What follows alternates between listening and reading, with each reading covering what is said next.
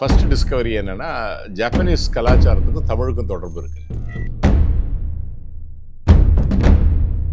இந்த படையல் வைப்பாங்க தெரியுமா நம்ம சாமிக்கு, அத மாதிரி அங்க சின்ன சின்ன தெய்வங்களுக்கு ஆச்சரியமா இருந்தது. என்னடா அது அப்படின்னு சொல்லிட்டு. ஒரு தமிழனுக்கு ஜப்பான் மொழி ரொம்ப எளிது. பேச்சு மொழி சொல்றேன். குவாங்ஜூன்னு ஒரு இடம் இருக்கு, அங்க ஒரு அழகான மியூசியம். அந்த மியூசியத்துக்குள்ளே போனால் எனக்கு நான் எக்மோர் மியூசியத்தில் இருக்கேனா இல்லை குவாங்ஜூ மியூசியத்தில் இருக்கேன்னா வித்தியாசம் இல்லை. அவ்வளோ ஆர்டிஃபேக்ட்ஸ் ஃபுல்லாக இந்தியன் ஆர்டிஃபேக்ட்ஸ். திடீர்னு ஒரு பொண்ணு பின்னாடி இருந்து அப்பா அப்படின்னுது, தூக்கி வாரி போட்டுது. என் குழந்தை என்னை கூப்பிட்றான் அப்படின்னு டக்குன்னு திரும்பி பார்த்தா ஒரு கொரியன் குழந்தை அவன் அப்பாவை கூப்பிட்டுட்டு இருக்கு. ஆனால் கொரியாவில் நீங்கள் பார்த்தீங்கன்னா ஊறுகாய் அது இது கிம்ச்சின்னு போட்டு நல்லா உரப்பா நம்ம மாதிரியே சாப்பிட்றாங்க. நம்மளை மாதிரியே டக்குன்னு கோபப்பட்டுருவான், இல்லாட்ட ரொம்ப அன்பாக இருப்பாங்க. ரொம்ப காலத்துக்கு முன்னாடி இந்தியாவிலேருந்து ஒரு பொண்ணு இங்கே வந்தது. அந்த பொண்ணு இங்கே எங்கள் ராஜா ஒருத்தர் சுரோங்கிற ராஜாவை கல்யாணம் பண்ணிக்கிட்டு இங்கே வாழ்ந்து அவள் சாகும்போது என் குழந்தைகள் என்னை எப்படி கூப்பிட்றாங்களோ அதே போல் கொரிய மக்கள் கூப்பிடணும்னு ஆசைப்பட்டாங்க. அதனால தான் நாங்கள் அம்மா அப்பான்னு கூப்பிட்றோம். மான்யோஷு அப்படின்னு, மான்னா 10,000 அர்த்தம், மான்யோஷ்னா 10,000 இலைகள் அப்படின்னு அவங்களுடைய போய்ட்ரி கலெக்ஷன் இருக்கு. அதுதான் the oldest poetry collection literature in Japan. அதை பார்த்தா சங்க பாடல்கள் மாதிரியே இருக்கு. வணக்கம். வரலாறுனா நம்ம ஊரில் சொல்லவே தேவையில்லை, அவ்வளோ ஆர்வம் இருக்கும். தமிழண்டான்னு சொல்லி நம்ம அப்படியே கொந்தளிச்சு பொங்கி புலகாங்கி தணிஞ்சு பயங்கரமாகிடுவோம். அதில் வர்ற செய்திகள்லாம் பயங்கரமாக இருக்கும். நம்ம எங்கெங்கெல்லாம் போயிருக்கோம், கிரேக்கத்துக்கு போயிருக்கோம், சீனத்துக்கு போயிருக்கோம், ஜப்பான் போயிருக்கோம், கடாரத்தை வென்றிருக்கோம், நிறைய பேசுவோம். சமீப காலங்களாக கொரியாவை பற்றின ஒரு பேச்சு ஓடிக்கிட்டு இருக்கு. சமீப காலம்னா ஒரு 20-30 வருஷமாகவே ஓடிக்கிட்டு இருக்கு. கொரிய இளவரசி தமிழ்நாட்டிலேருந்து போன ஒரு பெண் அப்படிங்கிற மாதிரி. அதை சமகாலத்தில் வெளியில் கொண்டு வந்தவர் திரு கண்ணன் அவர்கள். அவர் நம்ம தமிழ்நாட்டை சேர்ந்தவர். மதுரைக்கு பக்கத்தில் இருக்கிற திருப்புவனத்தில் பிறந்து அங்கிருந்து அமெரிக்காவுக்கு போய் ஜப்பான் போய் ஜெர்மன் அப்படின்னு எல்லா இடங்கள்லையும் சுற்றுச்சூழல் துறையில், அதாவது என்விரான்மெண்டலிஸ்டாக அவர் வேலை பார்த்தவர். கூடவே அவருக்கு நிறைய வரலாற்று ஆர்வம் உண்டு. அங்கே போய் தான் அவர் அதை இன்னும் டெவலப் பண்ணி யார் என்னங்கிறத கண்டுபிடிச்சார். அவர்கிட்ட நிறைய பேச போகிறோம். அவரை பற்றி உலக அளவில் எல்லாருக்குமே தெரியும். உலகத் தமிழர்கள் மத்தியில் அவர் ரொம்ப பிரபலம். அவரை இப்போ நம்ம சந்திக்க போகிறோம். வணக்கம் சார். வணக்கம். நான் முதல்ல மதுரை காமராஜ் யூனிவர்சிட்டியை விட்டுட்டு ஜப்பான் தான் போகிறேன். ஜப்பான் போனதே ஒரு பெரிய ஆச்சரியம். ஏன்னா எல்லாரும் வெஸ்ட் தான் போவாங்க, நான் ஈஸ்ட்டுக்கு போகிறேன். ஆனால் அங்கே ஈஸ்ட்டுக்கு போன உடனே என்னுடைய ஃபர்ஸ்ட் டிஸ்கவரி என்னென்னா, ஜப்பானீஸ் கலாச்சாரத்துக்கும் தமிழுக்கும் தொடர்பு இருக்குன்னு. அங்கே ரியோ தத்சுகவான்னு என்னுடைய ப்ரொஃபஸர் என்கிட்ட கொடுத்த முதல் புஸ்தகம் என்னென்னா, ப்ரொஃபஸர் ஓனோ அப்படிங்கிறவர் எழுதின ஒரு நூல். அதில் எப்படி ஜப்பானீஸ் மொழியில் தமிழ் வார்த்தைகள் ஒரு 400க்கு மேலே அவர் லிஸ்ட் பண்ணுறார், சங்க காலத்து தமிழ் வார்த்தைகள். அது எப்படி ஜப்பானில் இருக்குது அப்படின்னு. அது மட்டும் இல்லை, நீங்கள் அந்த ஊரை விட்டு வெளியே வந்துட்டீங்க நீங்கள் பார்த்தீங்கன்னா, அந்த கிராமத்திலலாம் இந்த படையல் வைப்பாங்க தெரியுமா நம்ம சாமிக்கு. அதில் இந்த சாராயம் அதெல்லாம் வச்சுருப்பாங்க. அதை மாதிரி அங்கே சின்ன சின்ன தெய்வங்களுக்கு எப்படி நம்ம இங்கே பார்க்குறோமோ அது மாதிரி எனக்கு ஆச்சரியமாக இருந்தது. என்னடா அது அப்படின்னு சொல்லிட்டு ஆச்சரியம். அதுக்கு நமது கிராமப்புறத்தினுடைய கலாச்சாரம் அங்கே அப்படியே இருக்குது. ஓகே, கொஞ்சம் உரக்க பேசுறது, கொஞ்சம் சாப்பிட்றம்போது கொஞ்சம் சத்தமாக உருன்னு உறிஞ்சி சாப்பிட்றது. நம்ம இதெல்லாம் இப்போ நம்ம வெஸ்டர்ன் ஆகிட்டோம். அதனால நமக்கு எதெல்லாம் மேனர்ஸ் இல்லைன்னு சொல்கிறோமோ அதெல்லாம் ஒரிஜினலாக இன்னும் அங்கே இருக்குது. இதெல்லாம் பார்த்தோன்னே எனக்கு ஒரு ஆச்சரியமாக இருந்தது. அதே போல் ஒரு தமிழனுக்கு ஜப்பான் மொழி ரொம்ப எளிது. பேச்சு மொழி சொல்கிறேன், எழுத்துங்கிறது வேறு விஷயம். பேச்சு மொழி நமக்கு ரொம்ப ஈஸியாக வருது. அது ரொம்ப எளிமையான மொழி ஜப்பானீஸ் மொழி. அதுதான் எனக்கு தொடக்கம். அது ஓகே. இப்போ அங்கே ஆரம்பிச்சுட்டு அதற்கப்புறம் நான் ஜப்பானில் பண்ண ஆய்வுகள் எனக்கு ஜெர்மனில் வேலை வாங்கி கொடுக்குது. நான் ஜெர்மனில் ஒரு 10 வருஷத்துக்கு மேலே வேலை பார்த்துட்டு என்னையை ஃபாலோ பண்ணிக்கிட்டே இருக்காங்க இந்த கொரியன் ஆய்வாளர்கள். நான் ஜப்பானில் பண்ண ரிசர்ச் ரொம்ப ஒரு நீங்கள் ஆக்சுவலாக ஜப்பானில் பண்ணதுங்கிறது வரலாற்று ஆய்வுமா? வரலாற்று இல்லை, முழுக்க சூழலியல். ஆமாம், என்விரான்மெண்டல் கெமிஸ்ட்ரி சொல்லுவோம். சூழலியலில் பண்ண ஆய்வுக்காகத்தான் எனக்கு ஜெர்மனில் வேலை கிடைக்கிது. ஜெர்மனில் வேலை கிடச்சிட்டு அங்கே இருக்கிற பொழுது இந்த கொரிய ஆய்வாளர்கள் என்னை அந்த காலத்துலேருந்தே ஃபாலோ பண்ணுறாங்க நான் பண்ணுறது. இப்போ நான் திரும்ப ஜெர்மனில் பண்ண ஆய்வும் ரொம்ப முக்கியமான ஆய்வு. அப்போ அவங்க என்ன பண்ணுறாங்க, நீங்கள் இங்கே எங்களோட கொஞ்ச நாள் இருக்க முடியுமா அப்படின்னு பிரெயின் பூல்னு ஒரு ப்ரோக்ராம் இருக்குது. அதில் ஒரு 2 வருஷத்துக்கு கூப்பிட்றாங்க என்னைய. ஓகே, நான் ஜெர்மனிலேருந்து போகிறேன். இதில் என்ன ஒரு பெரிய வேடிக்கைன்னா, ஜப்பானில் இருக்கிற பொழுது கொரியாவை பற்றி ஒரு நல்ல ஒப்பீனியன் காட்ட மாட்டாங்க ஜப்பானீஸ். அது ஒரு காலனி தானே, அவங்களுடைய காலனியாக இருந்ததுனால அது ஒரு மாதிரி தான் காட்டுவாங்க. அதனால் எனக்கும் கொரியாவை பற்றி ஒப்பீனியனே கிடையாது. அதில் போய் இறங்கின உடனே ஒரு ஃப்ளைட்டும் ரொம்ப சின்ன ஃப்ளைட்டு உட்காந்து நெருக்கிட்டு அவங்க கொஞ்சம் ரஃப் பிஹேவியராக இருந்தது. நான் நினச்சேன் என்னடா இது, இந்த கண்ட்ரியில் இருக்க முடியுமா அப்படின்னு சொல்லிட்டு போகிறேன். ஆனால் நீங்கள் நம்ப மாட்டீங்க, அந்த போய் கொஞ்ச காலத்திலேயே வந்து எனக்கு பிடிச்சி போச்சு. அதுக்கு பிடிச்சி போனதுக்கு காரணம் என்ன அப்படின்னு பார்த்தீங்கன்னா, அடிப்படையாக வந்து நமக்கும் அவங்களுக்கு ஏதோ ஒரு தொடர்பு வந்து இருக்கிறது தெரிஞ்சுது உணர்வுபூர்வமாக. அப்போ நான் தெருவில் நடந்து போயிட்டுருக்கேன். என்னுடைய குடும்பம் வந்து ஜெர்மனியில் இருக்கப்ப நான் போயிட்டே இருக்கேன். என் பொண்ணை நான் மிஸ் பண்ணுறேன், என் பையனை மிஸ் பண்ணுறேன். அப்போ திடீர்னு ஒரு பொண்ணு பின்னாடி இருந்து அப்பா அப்படின்னுது, தூக்கி வாரி போட்டுது. என் குழந்தை என்னை கூப்பிட்றா அப்படின்னு டக்குன்னு திரும்பி பார்த்தா ஒரு கொரியன் குழந்தை அவள் அப்பாவை கூப்பிட்டுட்டு இருக்கு. என்னடா அது நம்மள மாதிரி அப்பாங்கிறாங்க அப்படின்னு சொல்லிட்டு. அப்புறம் கொஞ்ச நாள் வந்தோடனே ஒரு அம்மா வந்து குழந்தை இதுவாங்கிறாங்க. இங்கே வான்னு சொல்கிறா, நம்ம ஊர் மாதிரியே இதுவாங்கிறா. அப்படி இங்கே பாருங்கிறதெல்லாம் பாரு. இந்த மாதிரி பேச்சுகள் நீங்கள் பார்த்தா ஏதோ தொடர்பு இருக்கிற மாதிரி இருந்தது. நான் ஜப்பானில் ஏற்கனவே இருந்ததுனால வந்து அந்த உணவு பழக்கங்கள் பார்த்தீங்கன்னா, ஜப்பானில் வந்து உணவு வந்து ரொம்ப சாஃப்டாக பிளாண்டாக இருக்கும். ஓகே. ஆனால் கொரியாவில் நீங்கள் பார்த்தீங்கன்னா ஊறுகாய் அது இது கிம்ச்சின்னு போட்டு நல்லா உரப்பா நம்ம மாதிரியே சாப்பிட்றாங்க. உணர்ச்சி வசப்படக்கூடிய ஆட்களாக இருக்காங்க. ஜப்பானிக்கு பார்த்தீங்கன்னா அவங்களுக்கு 1000 முகங்கள்னு சொல்லுவாங்க. ஜப்பானீஸுக்கு என்ன முகம்னு உங்களுக்கு தெரியாது. அவ்வளோ பொலைட்டாக இருப்பாங்க. கொரியன்ஸ் அப்படி இல்லை. நம்மளை மாதிரியே டக்குன்னு கோவப்பட்டுருவான், இல்லாட்ட வந்து ரொம்ப அன்பாக இருப்பாங்க. தோள் மேலே தோள் போட்டு போகலாம், ஆணும் கையை பிடிச்சிட்டு போகலாம். ஜப்பானில் முடியாது, ஏன்னா அது ஒரு செக்ஷுவல் சிம்பிள் ஆகிடும். ஆனால் கொரியாவில் அப்படி இல்லை. நம்ம ஊர் மாதிரியே வந்து ஒரு பிரதர்ஹுட் அப்படின்னு தான் அதை பார்க்குறாங்க. அதே போல் அங்கே எல்லாம் ஒன்று மண்ணா வந்து தரையில் படுத்து கிடக்கலாம். ஒரு வீக்கெண்டில் போவாங்க. போகும்போது பார்த்தா எல்லாம் ஒன்று மண்ணா பழகுறாங்க. அப்போ தான் ஐ ரியலைஸ் த பிரதர்ஹுட். என்னடா அது இவங்க இப்படி பண்ணுறாங்க அப்படின்ட்டு பார்த்தா அம்மாங்கிறாங்க, அப்பாங்கிறாங்க, அண்ணி ஒன்னிங்கிறாங்க. அப்புறம் பழகத்தான் தெரிஞ்சது வந்து சாப்பாட்டில் இருந்து அவங்களுடைய கலாச்சாரம், அவங்க பயன்படுத்தக்கூடிய வாத்தியங்கள், இதெல்லாம் பார்க்க வந்து இவங்களுக்கு நமக்கு பயங்கர தொடர்பு இருக்குது அப்படின்னு தெரிஞ்சு போச்சு. அது வரைக்கும் உள்ளே போகணும்னு நான் ஏற்கனவே வந்து எனக்கு ஃபார் ஈஸ்டில் தொடர்பு இருக்குன்னு தெரிஞ்சு போச்சு, ஜப்பானோட தொடர்பு இருக்குன்னு தெரிஞ்சு போச்சு. அதனால் இதை இன்னும் கொஞ்சம் ப்ரோவ் பண்ணலாம் அப்படின்னு சொல்லிட்டு அங்கே உள்ள மியூசியத்துக்கு போயிட்டு, குவாங்ஜூன்னு ஒரு இடம் இருக்குது, அங்கே ஒரு அழகான மியூசியம்.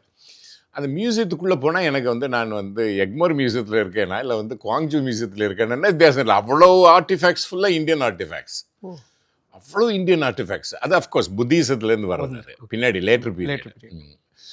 பார்த்த உடனே எனக்கு இப்படி பார்த்துக்கிட்டே வந்தேன்னா ஒரு அம்மா வந்து நாங்கள் வெளியே வந்துட்டுருக்கோம். அந்த அம்மா கேட்டது, நீ இந்தியாவிலேருந்து வரையானது? ஆமாம்மா இந்தியாவிலேருந்து தான் வரேன்னு. உனக்கு ஆச்சரியமாக இருக்கா நாங்கள் ஏன் அம்மா அப்பான்னு கூப்பிட்றோன்னு? எனக்கு தூக்கி வாரி போட்டு அந்த கேள்விக்கு தம்மா விட தேடிக்கிட்டு இருக்கேன் அப்படின்னோன்னா, இல்லை ரொம்ப காலத்துக்கு முன்னாடி இந்தியாவிலேருந்து ஒரு பொண்ணு இங்கே வந்தது. அந்த பொண்ணு வந்து இங்கே வந்து எங்கள் ராஜா ஒருத்தரை சுரோங்கிற ராஜாவை கல்யாணம் பண்ணிக்கிட்டு இங்கே வாழ்ந்து அவள் சாகும்போது வந்து என் குழந்தைகள் என்னை எப்படி கூப்பிட்றாங்களோ அதே போல் கொரிய மக்கள் கூப்பிடணும்னு ஆசைப்பட்டா. அதனால தான் நாங்கள் அம்மா அப்பான்னு கூப்பிட்றோன்னு. அது என்னை ரொம்ப ஆழமாக பாதிச்சு. இந்த செய்தி வந்து அவங்களுடைய நூல்களில் இருக்கா இல்லை எப்படி? அதைத்தான் நான் கண்டுபிடிக்க அடுத்து போகிறேன். இந்த அம்மா இப்படி சொன்ன உடனே நான் ஒரு ஆய்வாளர் டக்குன்னு எடுத்துக்க மாட்டேன் அதை. ஆனால் இப்படி சொல்லுது, அப்போ இங்கே ஏதோ ஒன்று இருக்கும் அப்படின்னு சொல்லிட்டு தேட ஆரம்பிக்கிறேன். அப்போ தேட ஆரம்பிக்கிற பொழுது தான் 13ஆம் நூற்றாண்டில் ஒரு நூல் வருது, இல்யோன் அப்படின்னு ஒரு புத்த பிட்சு. அந்த புத்த பிட்சு அவருடைய சீடரோடு சேர்ந்து அவர் என்ன பண்ணுறாருன்னா, எப்போவுமே கொரியா சைனாவுக்கு ஒரு போட்டி இருந்துக்கிட்டே இருக்கும். சைனீஸ் என்ன பண்ணுறான், எங்களுக்கு 4000 வருஷம் 5000 வருஷம் சரித்திரம் இருக்குது அப்படின்னு சொல்லிட்டு, நம்ம வந்து புராணம் இதிகாசம்னு சொல்கிறோம் இல்லை, அதெல்லாம் அவங்க சரித்திரம்னு சேர்த்துருவாங்க. அப்போ அந்த கதையெல்லாம் சேர்த்து அவன் பண்ணுறான். அப்போ இவங்க சொல்கிறாங்க எங்களுக்கும் இருக்குன்னு காட்டணும் அப்படின்ட்டு இவர் என்ன பண்ணுறாரு, ஊராக போய் கதை சேகரிக்கிறாரு, நாட்டுப்புற கதைகள் அதெல்லாம். இது ஒரு நாட்டுப்புற கதை. இந்த கதையை அவர் சேர்க்கிறார். அப்போ வந்து சம் யுக் யூசா அப்படிங்கிறது அந்த புக்கு. சம்முனா 3, யுக்குனா ராஜ. அப்போ வந்து மூவேந்தர் ஆட்சியை பற்றி பேசக்கூடியது. அப்போ இந்த பீரியட் எப்படின்னு பார்த்தீங்கன்னா கிபி 45, 46, 47 அதே காலகட்டத்தில் தான் நீங்கள் நம்ம தமிழகத்துலேயும் பார்த்தீங்கன்னா கடையேழு வள்ளல்கள், ஓகே, பாரி ஊரின்னு இவங்க வந்து இருந்து அந்த சிற்றரசர்கள் ஆட்சியிலேருந்து ஒரு அரசு உருவாக்கம் நடக்க ஆரம்பிக்குது. நீங்கள் பார்த்தீங்கன்னா பாரி வள்ளலையே இருக்கிற பொழுது அப்போ தானே பாண்டியர்கள் சேரர்கள் எல்லாம் சேர்ந்து வந்து அவரை கொல்றாங்க. அப்போ அந்த அரசு உருவாக்கம் நடக்கக்கூடிய அதே காலகட்டத்தில் அங்கேயும் நடக்குது. அப்போ இந்த இந்த காலகட்டத்தில் தான் வந்து அந்த சம்யுக்யூஸை எழுதுனான். அவன் வந்து எப்படி இங்கே அரசுகள்லாம் உருவாகுது, இந்த அரச உருவாக்கம் எப்படி நடக்குது அப்படிங்கிறத பற்றி அவர் எழுதுற பொழுது இப்படி ஒரு கதையை சொல்கிறார். இந்த கதை என்ன அப்படின்னு பார்த்தா, அந்த சம்யுக்யூஸால் அது நாட்டார் வழக்கில் வர கதை அது அவர் பதிவு பண்ணுறாரு. எப்படி நடக்குது அப்படின்னா வந்து கிம்சுரோ அப்படின்னு ஒரு ராஜா. இந்த கிம்சுரோவனுடைய தோற்றமே வித்தியாசமாக இருக்குது.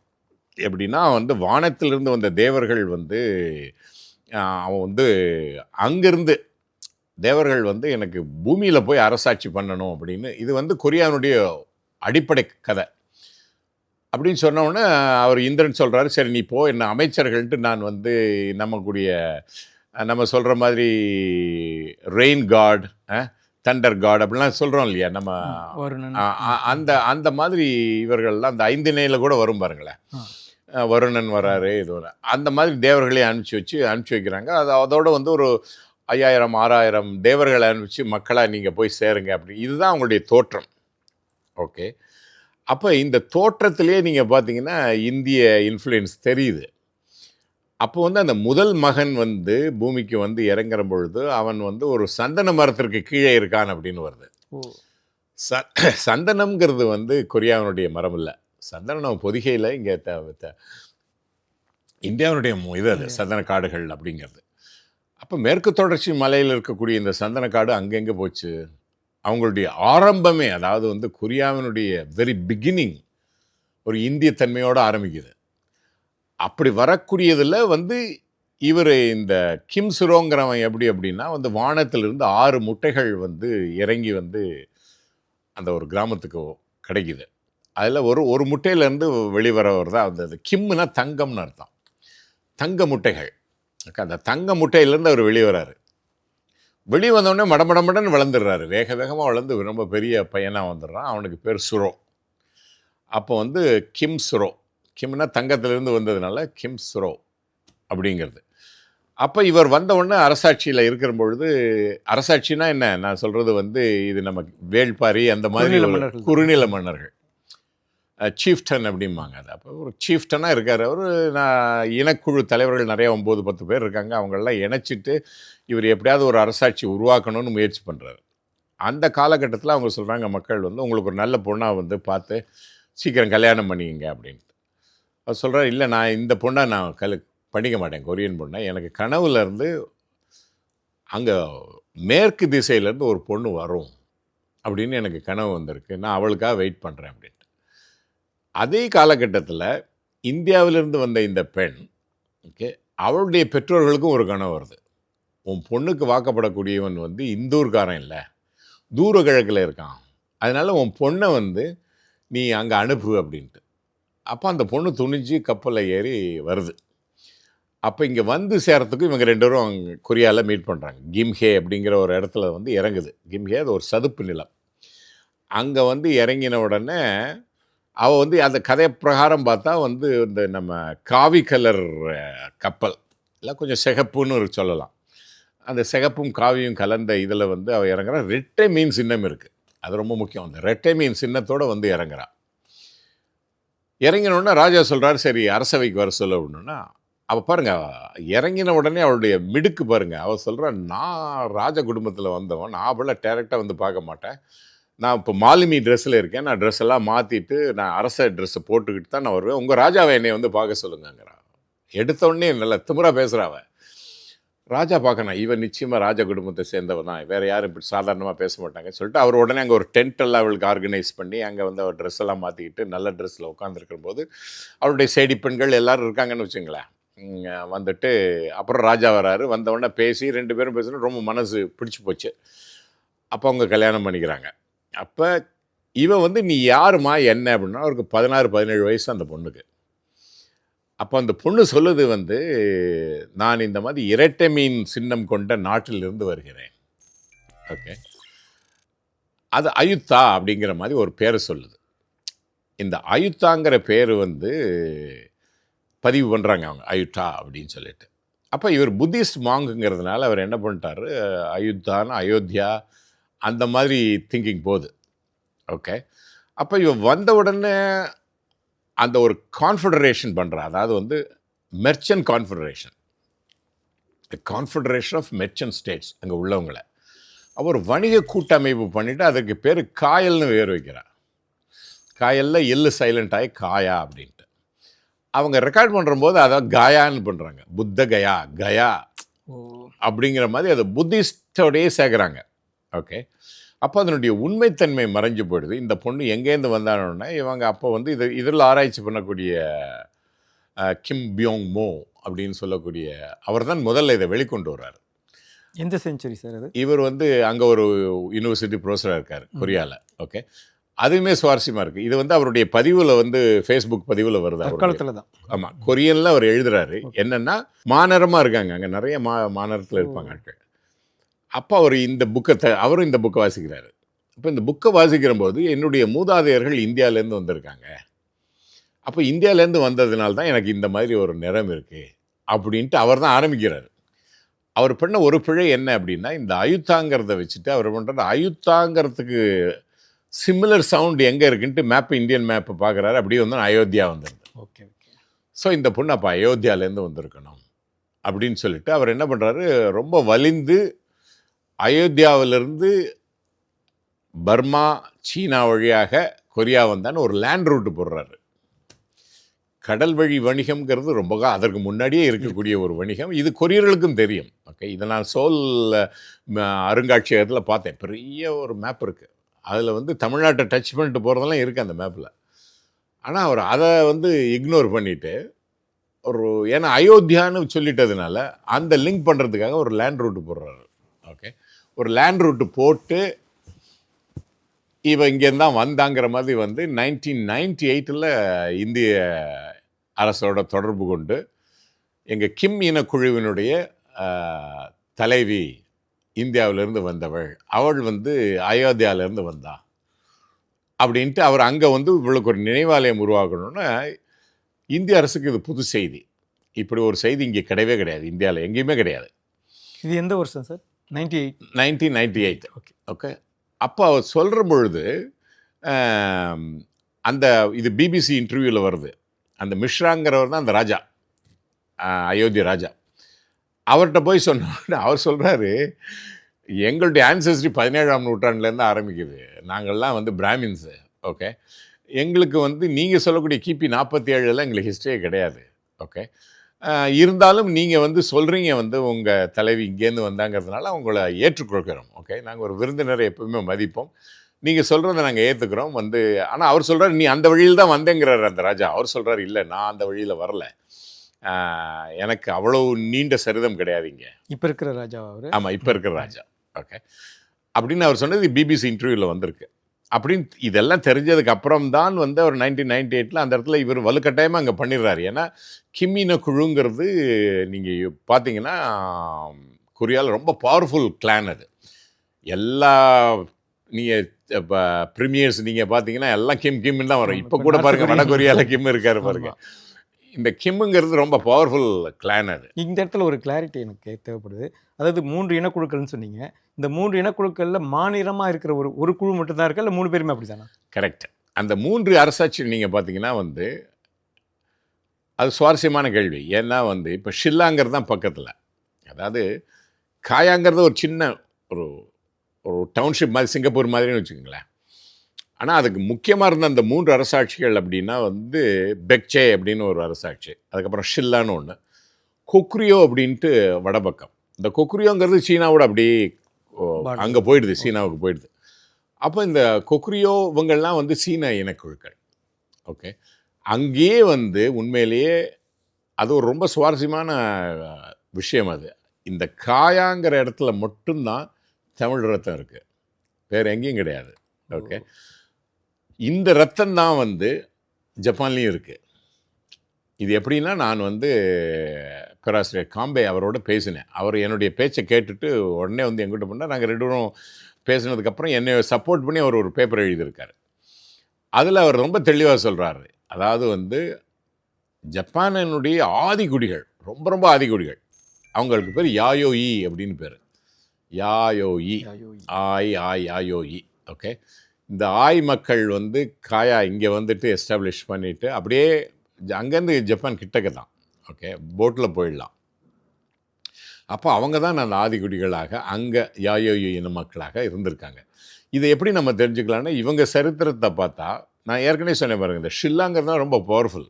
அவன் வந்து சைனீஸ் கிளான் அது. அவன் ப்ரெஷரைஸ் கொடுத்துக்கிட்டே இருப்பான். அப்போ இவங்களை அடித்து தள்ளின உடனே இவங்க ஓடி போய் ஜப்பானுக்கு போயிடுவாங்க. இது இருக்குது சரித்திரத்தில். சும்மா போய் ஓடி உட்கார முடியாது. அவன் ஒரே இனமாக இருந்தால் தானே இவன் போனவன அவனும் சேர்த்துப்பான். ஓகே, இதற்கு அடுத்த ஆதாரம், ரொம்ப முக்கியமான ஆதாரம் என்ன அப்படின்னு பார்த்தா, நான் முதலே சொன்னேன் பாருங்க, என்னுடைய ஜப்பானீஸ் கனெக்ஷன் இங்கே வருது. அப்போ பேராசிரியர் ஓனோ வந்து இதை பற்றி ஏற்கனவே ஆய்வுகள் செய்ததில் அவருக்கு உதவுவதற்காக யாழ் பல்கலைக்கழகத்திலேருந்து 2 பேர் போகிறாங்க. ஓகே, சண்முகதாஸ் அவங்களுடைய மனைவி மனோன்மணி சண்முகதாஸ், 2 பேருமே பேராசிரியர்கள். இந்த அம்மா தான் மனோன்மணி சண்முகதாஸ் வந்து உட்காந்து ஜப்பான் மொழியை கற்றுக்கிட்டு இந்த யாயோயி இனத்தினுடைய பாடல்கள் பதிவாக இருக்குது. மான்யோஷு அப்படின்னு சொல்லிட்டு, மான்னா 10,000ன்னு அர்த்தம், மான்யோஷுனா 10,000 இலைகள் அப்படின்னு அவங்களுடைய பொயட்ரி கலெக்ஷன் இருக்குது. அதுதான் the oldest poetry collection literature in Japan. Okay okay, அதை பார்த்தா சங்க பாடல்கள் மாதிரியே இருக்குது. ஆஹா, அவங்க வந்து ஒரு 4,000 பாட்டு டிரான்ஸ்லேட் பண்ணியிருக்காங்க. அவங்க சொல்கிறாங்க மீட்டர் வைஸ் என்னால் எளிதாக பண்ண முடியுது. ஏன்னா நம்ம தமிழ் இது அப்படியே இற்சரித்தல் அப்படின்னு ஒரு வழக்கு உண்டு. அப்படின்னா என்னென்னா, பொண்ணை வந்து வீட்டை வச்சுக்கிட்டு ஓடி ஓடி போயிடுறா, உடன்போக்கு அப்படின்னு சொல்லுவாங்க. ஓடி போயிடுறா இவ்வளோ, அதனால் போகாமல் வீட்லேயே வச்சுருக்கணும். இதெல்லாம் ஜப்பானில் கிடையாது அந்த கலாச்சாரத்தில். அப்போ அவங்களுக்கு புரியல இது இது இந்த போயட்ரி எப்படி இன்டர்பிரட் பண்ணுறதுன்னு. இவங்க சொல்கிறாங்க, நீங்கள் சங்க போயட்ரி வச்சா தான் இதுக்கு புரியும், ஏன்னா சங்கத்தில் இருக்கிற கதை தான் இது பேசிகிட்டு இருக்கிறது அப்படின்ட்டு அவங்க அதை எக்ஸ்பிளைன் பண்ணுறாங்க. எப்படி சங்க இலக்கணமும் சங்க போயட்ரியும் தெரியாமல் மான்யோஷுவை புரிஞ்சிக்க முடியாதுன்னு ஒரு பெரிய ஃபேக்ட் அவங்க கண்டுபிடிக்கிறாங்க. பண்ணிவிட்டு டிரான்ஸ்லேட்டும் பண்ணுறாங்க. இப்போ கனெக்ஷன் வந்துருச்சா. அப்போ அந்த யாயோயிங்கிற இனக்குழு வந்து தமிழகத்திலிருந்து, அப்போ நம்ம சொல்லக்கூடிய காலகட்டத்தில் இங்கேருந்து போன சங்க காலத்து ஆயின மக்கள், ஏன்னா யாயோயிங்கிற பேர் யாயோயி அப்படின்னு வர்றதுனால இவங்க ஆயினமாக இருக்கணும் அப்படின்னு. ஏன்னா ரெட்டமின் சின்னம்னு வேறு சொல்கிறான், பாண்டி நாட்டுக்காரி. நிச்சயமாக இந்த பாண்டி நாட்டுக்காரிங்கிறதுக்கு ஒரு இன்னொரு க்ளூ வந்து காம்பே கொடுத்தாரு. நான் முதல்ல அவளுக்கு பேர் செம்பவழம்னு வச்சேன். ஏன் செம்பவழம்னு வச்சேன் அப்படின்னா வந்து, நீங்கள் பார்த்தீங்கன்னா ஹங்குல் அப்படின்னு சொல்லக்கூடிய இந்த கொரிய மொழியினுடைய எழுத்து வடிவம் வந்து இட்ஸ் அ ஃபோனிட்டிக்கல் லாங்குவேஜ். தமிழ் மாதிரி ஆனா ஆவண்ணா ஈனா அப்படின்னு வரும். அதுக்கு தனித்தனி எழுத்து இருக்குல்ல. ஆனால் சைனீஸ் அப்படி கிடையாது பாருங்க. சைனீஸ் வந்து ஓவிய எழுத்து, சித்திர எழுத்து. சித்திர எழுத்து. அந்த சித்திரத்தில் வந்து எழுத்துன்னு சொல்ல முடியாது. ஏன்னா அந்த சித்திரம், அந்த சித்திரத்துக்கு பொருள் இருக்கும். இப்போ நீங்கள் ஆனான்னு போயிடுதுன்னா ஆனாங்கிறதுக்கோ இல்லை மானாங்கிறதுக்கோ பொருள் இருக்குது. ஆனாலும் வந்து லெட்டர்ஸுக்கு பொருள் கிடையாது. ஆனால் அந்த ஓவியத்துக்கு பொருள் உண்டு. அப்போ நான் பார்த்தேன் என்ன எழுதியிருக்காங்கன்னா சைனீஸில் எழுதியிருக்காங்க ஒரிஜினல் ரெக்கார்டிங்கில். அப்போ அந்த ஒரிஜினல் சைனீஸை எடுத்து நான் பார்த்தா இதுக்கு என்ன பொருள் இருக்கணும் இதுக்கு அப்படின்னு பார்த்தா, எனக்கு அங்கே எங்கே இப்போ இதுக்கு வர ட்ரைனிங்ஸுக்கு வர சைனீஸ் ஸ்டூடெண்ட்ஸை கேட்டேன். அவங்களுக்கு இந்த சைனீஸ் புரியல. ஏன்னா மாசைத்துங் வந்ததுக்கு பிறகு சைனீஸ் பூரா மாறிடுச்சாங்க. ரொம்ப எளிமைப்படுத்தப்பட்ட சைனீஸ் தான் அங்கே இருக்குது. அப்போ அவனுக்கு புரியல. சாரி, இதை வந்து நீங்கள் வந்து வேறு யாராவது இப்போ ஹிஸ்டோரியன் ஸ்டைலாட்ட வந்து இப்போ பெரிய ஆளோட பெருசுகள்கிட்ட கேளுங்க, எனக்கு தெரியல அப்படின்ட்டான். அப்போ தான் காம்பே கரெக்டாக வந்து சேர்றான். ஹோஹான் ஓக் அப்படின்னு சொல்கிறான். இது வந்து எனக்கு காம்பே பின்னாடி காமிச்சார். அதுக்கு வரேன், அந்த பாயிண்ட்டுக்கு வரேன். பாண்டியச்சி அப்படிங்கிறதுக்கான பாயிண்ட்டுக்கு வரேன். இப்போ நான் என்ன சொல்கிறேன், செம்போழம்னு பேர் கொடுக்குறேன். ஏன்னா அவளுடைய பேர் அப்படி தான் இருக்குது.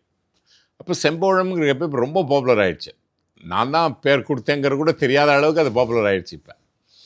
ஆனால் பிறகுதான் வந்து ஒரு பேராசிரியர் காம்பையோட பேசினோன்னு தான் அவர் சொல்கிறாரு, கண்ணன் வந்து இதை வந்து இந்த ஓக்குன்னு சொல்கிறது வந்து ஓக்குன்னு சொல்லக்கூடாது, இவங்க தப்பாக ப்ரொனவுன்ஸ் பண்ணுறாங்க சைனீஸில், அதுக்கு வேறு மாதிரி ப்ரொனவுன்ஸ் பண்ணணும் அப்படின்னு சொல்லிட்டு அந்த ஹோவை விட்டுட்டு ஹுவாங் ஓக் அப்படிங்கிறத மட்டும், ஆமாம், அதை வந்து எப்படி சைனீஸில் ப்ரொனவுன்ஸ் பண்ண முடியும்ன்ட்டு அவர் முயற்சி பண்ணுறாரு. அப்படி பண்ணினா என்ன வருதுன்னா ரொம்ப ஆச்சரியமான விஷயம். கிமு 300-400 அந்த காலகட்டத்தில் அரசாட்சி பண்ணின சைனீஸ் குரோனிக்கல்ஸில் இருக்குது. அதில் இந்த ப்ரொனன்சியேஷன் இருக்குது. ஆனால் அதுக்கு என்ன அர்த்தம் அப்படின்னு பார்த்தா, அதுக்கு பொருள் வந்து பாண்டியன் அப்படின்னு பொருள்.